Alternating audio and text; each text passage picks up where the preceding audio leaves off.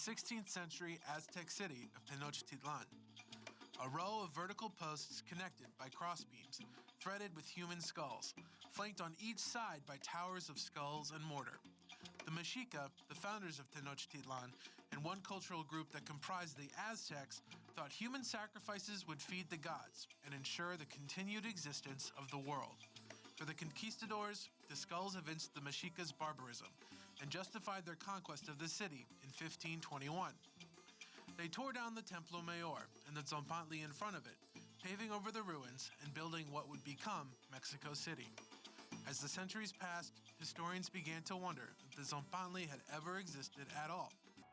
Buried under layers of rubble and dust is a tower of human skulls. It was first discovered in 2015 during restoration to the building that now covers the site. Archaeologists have so far uncovered well over 600 skulls and have been working for the past 6 years to uncover the whole structure and to learn more about its construction. Certainly this context where there are many semi-detached skulls and where you are also seeing a tower on each side made up of skulls, it must have been shocking for the people who saw it. Then without a doubt, it's a way to show off or demonstrate power or capability of the Mexican people. While the majority of the skulls are young men, the archaeologists also made a surprising discovery. They had thought that they were only going to find men, warriors, prisoners of war, but no. What we are seeing is there is also an important representation of women and children too.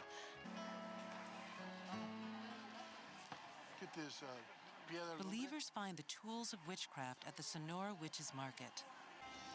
What we found and what we saw that day was just unbelievable. In 30 years of research, field research into brujeria and curanderismo, and I had never encountered anything like that and probably never will again. They came to a site where black magic was rumored to take place. Dr. Zavaleta videotaped the events that followed. Show it up here, Alberto. What is it, Alberto?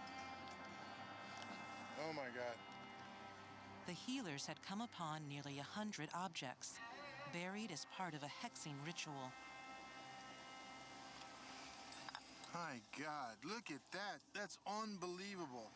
The sense and the feeling that I had of the people, men, women, children who were captured, so to speak, in those objects that are intended to break up marriages or break up relationships or to bring people together or more nefariously to kill people and end people's lives. That was a horrible thing. Jeez. The healers felt they had to take action, and quickly.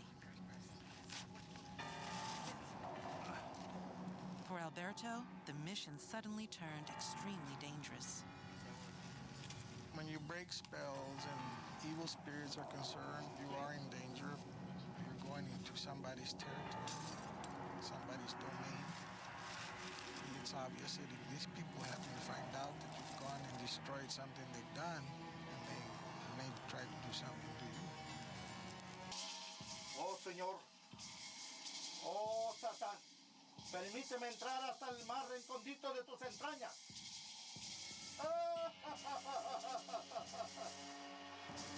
Sé que ahí estás, ya te siento.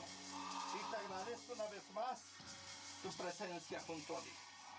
Así sea, y así será.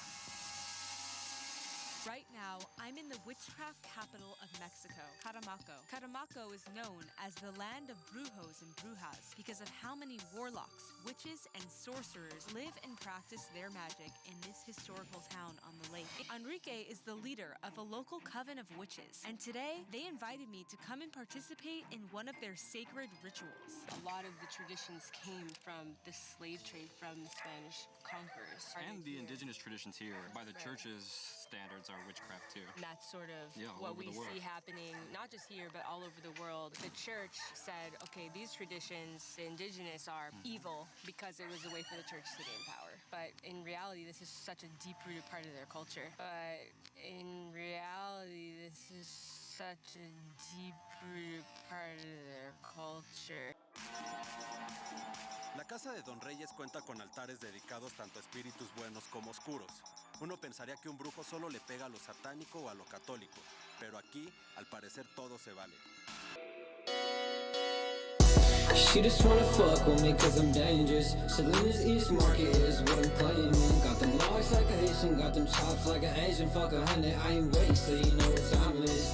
She just wanna fuck with me cause I'm dangerous. Selena's East Market is what I'm claiming. Got them locks like a Haitian, got them chops like an Asian. Fuck 100, I ain't wait, so you know what time it is. Gang tats on her ass cause they know we dangerous. First we get the drop, then we send the blitz in. I can trust all these niggas cause these niggas snitches. Only ride what you feel cause these niggas bitches. So only ride what you feel cause these niggas bitches. So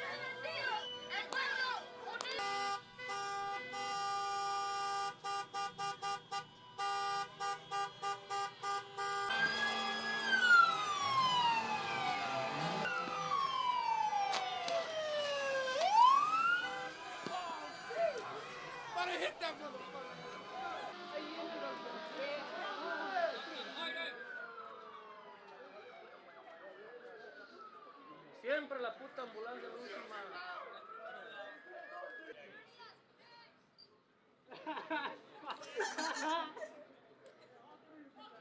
You guys shoot him! Fucking dumbasses! Hey!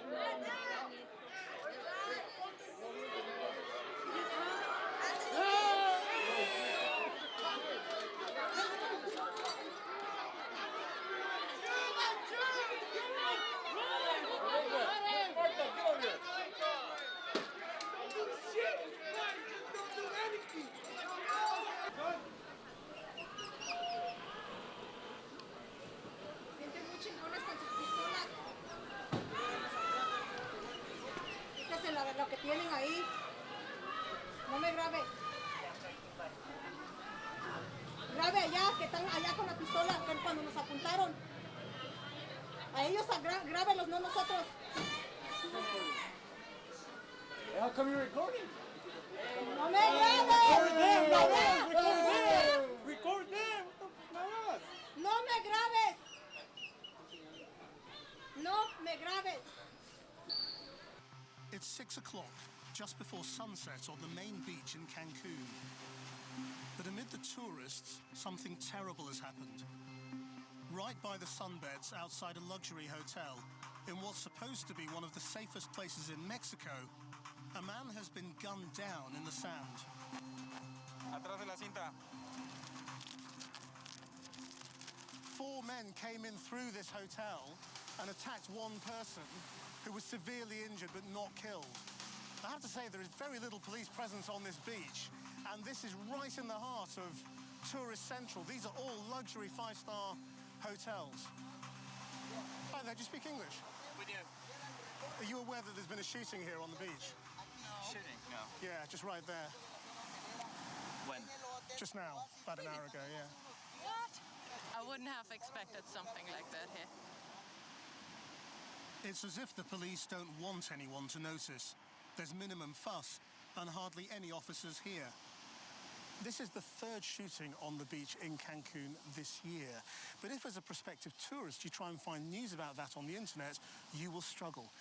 And we've been told that local politicians here have put the press under pressure not to report violence in this area, because if the tourists are scared away from here, it'll be an economic disaster not just for Cancun, but for Mexico. The partygoers in Cancun's bars may not realize, but the murder rate has doubled in a year, and most of the killings go unsolved. There's a thriving drug trade here, and the beach vendor's death could be related to it. But people are telling me there's another likely explanation. I've arranged to meet one of the city's leading businessmen. Hello. Hello. Krishna. Nice to meet you, Nice Hernan. to meet you. Hernan Cordero. And so this is your development? Yes, I am a developer. I construct and I made all this. Hernan says everyone working in tourism here is now a target for extortion. He's been threatened himself. Y me dijeron que eran de una asociación de narcotraficantes que se llaman los Zetas. Son muy violentos. Y entonces me dijeron que pues me estaban observando y que pues tenía que ponerme de acuerdo con ellos y pagarles un dinero. Is it true you're still a gang member? Yes, I'm still in the gang. The only way you live is in a box, and that's it. Like, you know what I mean? They're taking you out, you know, what, like they said, head first. And is that true? Have you heard about that? Yes. Oh, yes. Donald Trump's administration says it wants to potentially go to war with the cartels, designating them terrorists, maybe even take military action inside of Mexico. What do you think about that? I think that's crazy. I think that's just going to cause more problems, but I mean, Donald Trump is a smart man. He knows what he's doing. But you really want to go to war with Mexican cartels? That's up to you, man. I think you're going against the hardest right there because they don't play around. The video starts with both men sitting on the ground with their hands tied and their mouths gagged. During the start of the video, both men are being interrogated by their captors. And soon after that, the older man is then beaten by what looks like a 2x4 or something similar, like a big wooden stick. And when I say beaten, they are really laying into this guy. And soon after that, the older man, the father, is then decapitated with a knife in front of his son. And the knife to me looks like a penknife. It's a real small knife. And the most harrowing part of this video, in my opinion, is the son's reaction to seeing his dad get beheaded. It was heartbreaking, you know, he was crying, he was wailing, as you would expect, but that's a different sort of cry. I can't explain it into words. And yeah, they decapitate the father, obviously a lot of blood, it's gnarly. One weird thing though, was that the father really didn't show much resistance to getting beheaded. Maybe he was in shock due to the beating he took previously, and maybe it was just the situation, he kind of froze up and accepted his fate. But yeah, they decapitate the father, but little does the son know, he's in store for something far worse. So yeah, once they decapitate the father, then they move on to the son. But the son doesn't get decapitated, he gets his chest flayed, a far more prolonged and painful way to die. Just, you know, truly horrendous. So yeah, they basically take knives to the son's chest, and they basically hack away the skin, the flesh, from his chest area down to his, I guess you would say, navel area or abdomen area. And yeah, they basically remove all of the skin in that area as well as large chunks of flesh. And they did this with a knife, and all throughout this ordeal, the guy was alive. It looked like he was kind of like drifting in and out of shock. So sometimes he would appear lifeless, and then he would react to what they was doing. So for example, he would cross his arms to kind of protect his chest and stomach area. And yeah, I mean, the guy obviously was in copious amounts of pain while this was going on. And throughout a lot of it, he was fully conscious. So yeah, they remove large quantities of skin and flesh on his chest and torso area. And to the point where you can literally see this guy's organs moving. You can see his lungs inflate and deflate and things like that. truly horrendous. And eventually what they do, they get a knife and remove his heart. The horrors of one of the country's most notorious drug cartels are being unearthed. It's here deep underground that the warrior searchers of Jalisco, a collective that helps find missing people, discovered a makeshift crematorium. What they found inside confirmed what authorities feared most. We found it because we had several anonymous calls, including relatives who accompanied us to where their son could possibly have been. We found burnt remains of human bodies burnt in graves. The collective believes the remains are those of people who've disappeared in this state. It's on this ranch that Jalisco New Generation Cartel recruited and trained dozens of people against their will. It's recently been designated a terrorist organization by US President Donald Trump. One of the most powerful in all of Mexico, the cartel is accused of trafficking drugs and people across the country and internationally.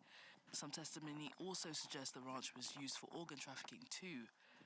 Police had taken control of this piece of land last September in an operation that led to the arrest of 10 people, the release of 2 hostages, and the discovery of a body. It's just the tip of the iceberg. Authorities say hundreds may have been killed here. We started finding clothes from the very beginning, piles of clothes. We found shoes. This was something that went viral because it was compared to some historical photos from wars or extermination camps. Some 200 pairs of shoes were found at the ranch. Jalisco has been the hardest hit by Mexico's disappearance crisis. The state has 15,000 missing people. I decide to head to Acapulco. Once one of the most glamorous places in the world, it's now the murder capital of Mexico. The city is a short drive from the airport, on a major drug transport route. We've just landed in Acapulco, but within 5 minutes of getting in the car, we got a tip-off that 4 bodies have been found quite close to here. So we're heading straight there. This is cartel land. 45% of the heroin sold in America comes from opium poppies grown in these mountains.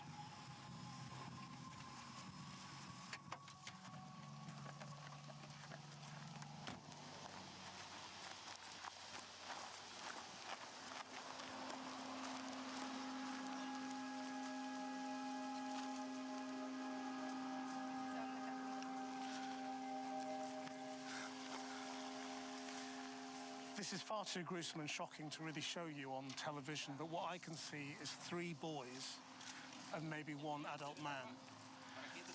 Just teenagers, really, and they've been shot to death and possibly dumped here. They're essentially children.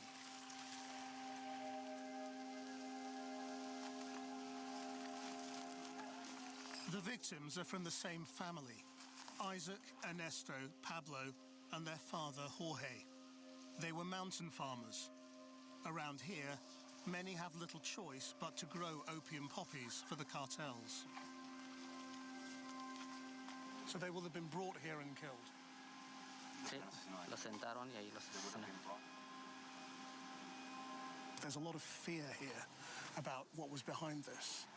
We've literally just stepped off a plane and driven straight here to this horrible scene of what seems to have been children walked down here in the middle of nowhere, sat on the ground under a bridge, and shot in the head. And it makes you wonder what kind of person does this. The ultra-violence here has investigators overwhelmed.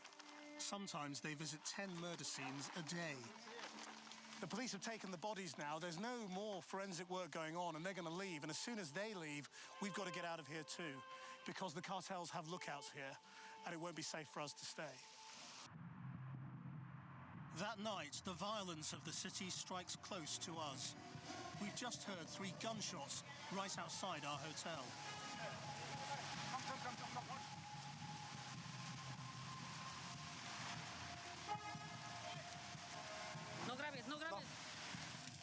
It's too dangerous to film openly. The gunman might still be here, so we use our phones. A taxi driver is lying in the street where the cabs normally wait. Very tense at the moment. The police aren't here yet. It's too dangerous to openly film now because there will still be scouts here waiting, and that man is alive.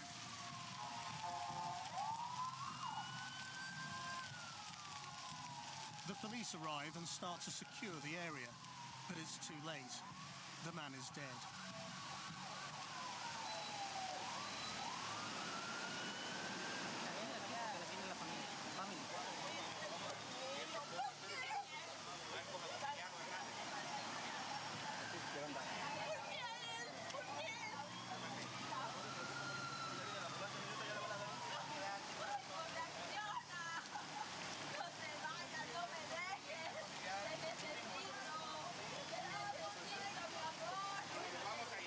The relatives have just arrived, and this has just turned into an extraordinarily distressing scene.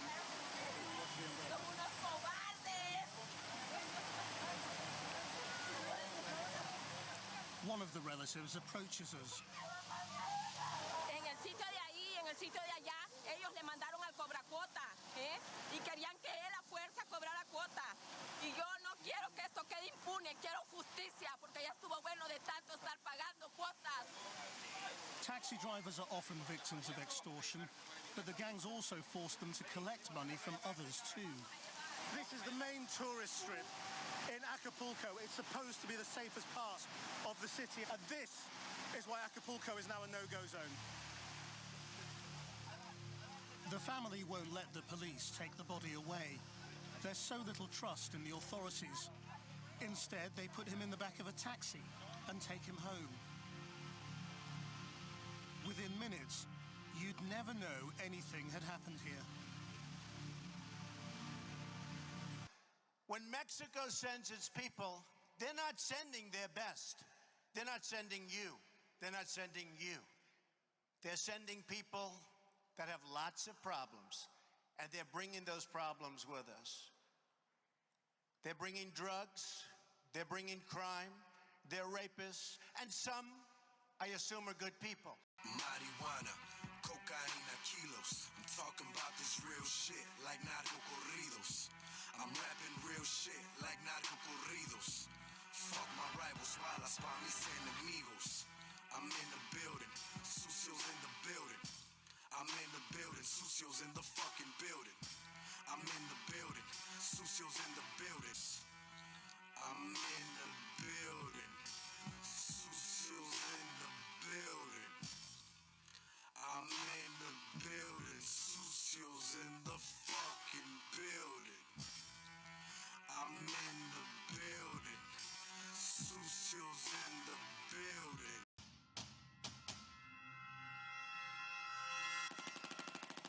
Con cuerno de chivo y bazooka en la nuca, volando cabezas al que se atraviesa. Somos sanguinarios, locos, bien ondeados, nos gusta matar. Para levantones somos los mejores, siempre en caravana, toda mi plebada, bien empecherados, blindados y listos para ejecutar. Con una llamada privada se activan los altos niveles de los aceleres, de torturaciones, balas y explosiones para controlar. La gente se asusta y no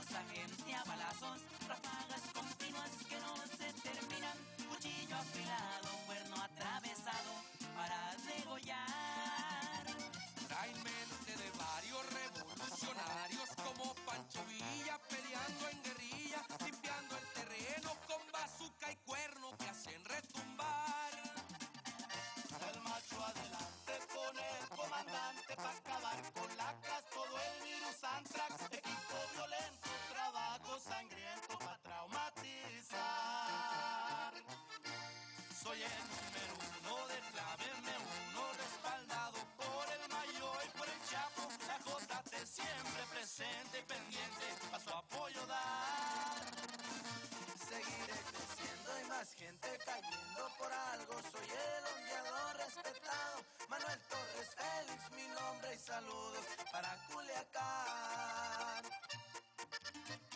Como hueso con el movimiento alterado. So what do you think of the Trump policy now? He's deporting Salvadorans. He's really going after MS-13. Karma's a bitch, and that's coming back, you know?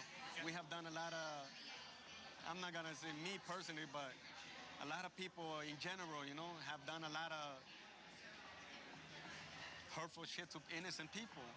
And I think that people got tired of it, you know?